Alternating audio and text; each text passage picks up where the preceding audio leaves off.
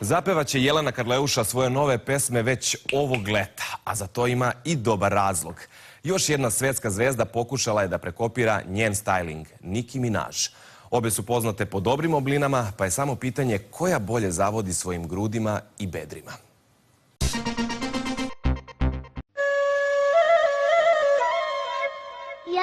Kim, I love you. Sve je počelo od Kim Kardashian, koja je mislila da će proći neprimećeno ako ukrade modne ideje jednoj od najvećih balkanskih zvezda. Onda se na to usudila i Beyoncé. Sada je u centru pažnje njihova koleginica Nicki Minaj, koja je obukla istu haljinu srpskog kreatora koju je Jelena Karleuša nosila nekoliko meseci ranije.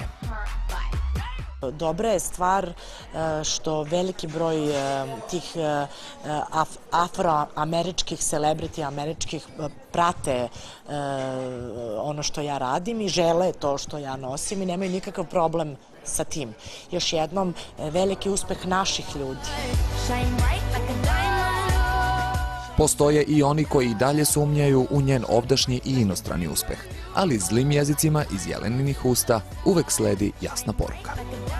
Dok vi hejtujete, ja sam svetska zvezda i vi ne možete da učinite ama baš ništa da to pokvarite i promenite.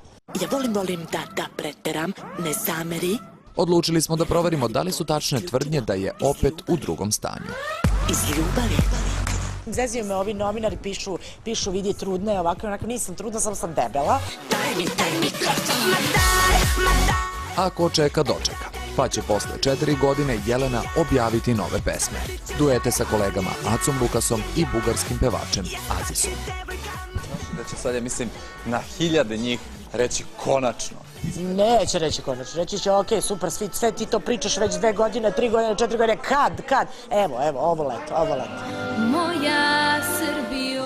Sve što radi je sa jasnim ciljem, koji će biti odgovor onima koji i posle svega nisu svesni njenog značaja. Da neću stati dok moja zemlja ne bude jako ponosna na mene. I to otvoreno pokažu.